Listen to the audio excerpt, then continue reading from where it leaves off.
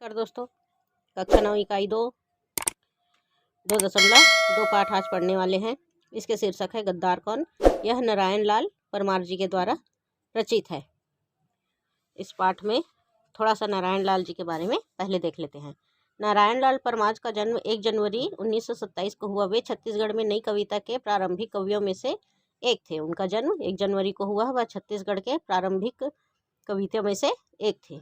वे हिंदी और छत्तीसगढ़ी के ख्यातिनाम कवि थे। वे क्या करते थे? हिंदी और छत्तीसगढ़ी के ख्यातिनाम कवि थे। बच्चों के लिए भी उन्होंने कई विधाओं में बहुत सी किताबें लिखी है। वे क्या करते थे? बच्चों के लिए भी किताबें लिखी है। उनकी प्रमुख कृतियाँ रोशनी का घोषणा पत्र, कमर का धूप, खोखले शब्दों के खिलाफ, सब कुछ निस्पंद है तथा विस्मय का वृंदावन। साहित्य के क्षेत्र में उनके उल्लेखनीय योगदान के लिए उन्हें मुक्तिबोध सम्मान मिला था। वह 27 जुलाई 2003 को उनका निधन हो गया। उनको मुक्तिबोध सम्मान मिला, उसके बाद उनका निधन 27 जुलाई 2003 को हो गया था। आज का पाठ है गद्दार कौन। इसमें देखते हैं कि क्या दिया गया है। नवलगढ़ राज्य में यह प्रथा चली आ रही थी कि हर साल दशहरे के दिन राजधानी में एक बड़ा मेला भरता।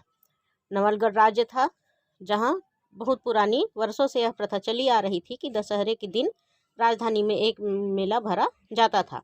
प्रजा का हर व्यक्ति राजा को अपनी शक्ति के अनुसार भेंट चढ़ाता था।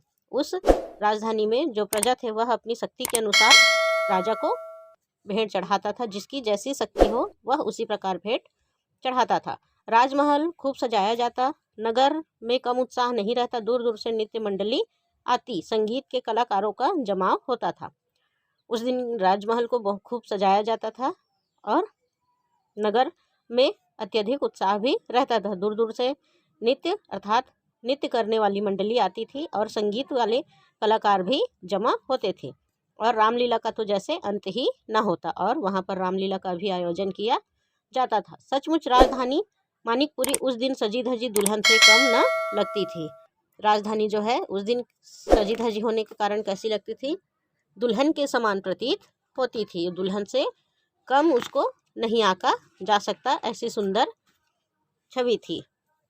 उस साल भेंट इतनी अधिक चढ़ी कि राजा राम साह खुद आश्चर्य में पड़ गए। उस वर्ष ऐसा हुआ कि भेंट चढ़ाने वाले जो प्रजा थे उनकी तरफ से भेंट इतनी अधिक चढ़ी हुई थी कि राजा भी आश्चर्य हो गए।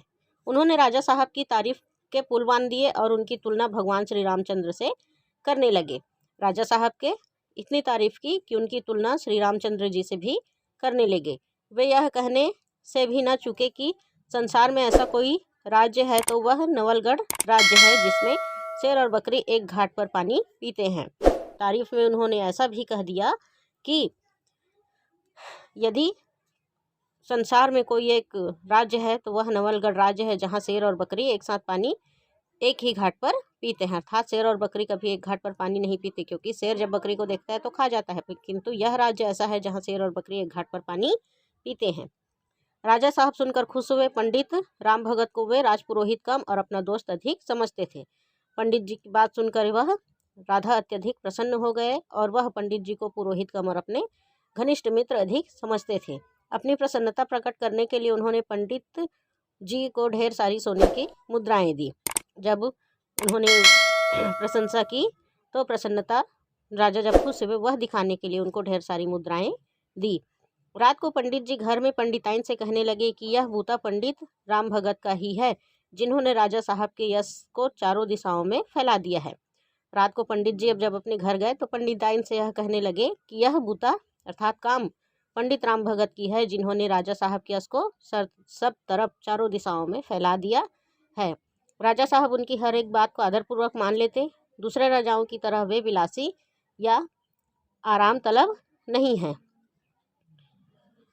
राजा साहब जो है उनकी हर बात को मान लेते थे। वह दूसरे राजा की तरह आम तलब नहीं है। वे प्रजा की भलाई का भी सदा ध्यान रखते थे। वे कैसे थे? प्रजा की भलाई का भी सदा ध्यान रखने वाले थे। प्रजा भी उन्हें सच्चे मन से चाहती है। प्रजा भी उनको सच्चे मन से स्नेह करती है। जीवन की सफलता के अनेक रहस्य उन्होंने राजा साहब को सिखलाए हैं।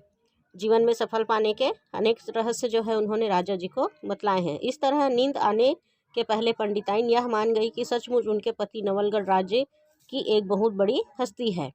इसलिए सोने से पहले वह यह बात बिल्कुल मान गई कि सच में ही उसी का पति नवलगढ़ राज्य के एक बहुत बड़ी हस्ती है।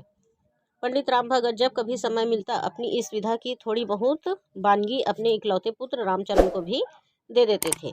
पंडित राम भगत को जब समय मिलता था तो अपनी इस विद्या की थोड़ी बहुत सीख अपने इकलौते पुत्र रामचरण को भी देते थे। उनको यह विश्वास था कि एक ना एक दिन जब राजा राम शाह की जगह उनका पुत्र लेगा तो उनकी जगह भी रामचरण बखूबी ले लेगा।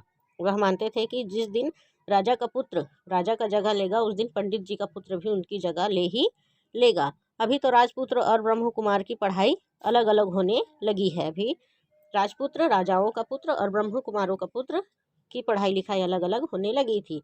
एक दिन ऐसा भी आया कि जब राजेंद्र शाह राजा हुए, एक दिन ऐसा आ भी गया कि राजेंद्र शाह राजा हुए और पंडिताइन का बेटा उनका राजपुरोहित बन गया। एक दिन वह दिन भी आ गया कि राजेंद्र शाह राजा बन गए और पंडित का बेटा उनका राजपुरोहित बन गया। नई उम्र थी, नए विचार थे, आरंभ से ही दोनों टकराने लगे थे। उनके उम्र नई थी और विचार भी नए थे, इसलिए दोनों आपस में टकराने लगे। राजेंद्र शाह अपने पिता से भिन्न, उद्दंड और विलासी था। राजेंद्र शाह कहता था अपने पिता से हटकर उद्दंड और विलासी था। इसके विपरीत रामचरण कुछ अधिक बुद्धिमानी और तर्क करने वाला था। इसके विपरीत रामचरण एक बुद्धिमानी और तर्क करने वाला था। आज के लिए इतना ही देखेंगे। कल के वीडियो में हम आगे क्या होता है यह देखेंगे। वीडियो काफ़ी लंबा हो जाएगा, इसलिए आज के लिए इतना ही। धन्यवाद। जय हिंद।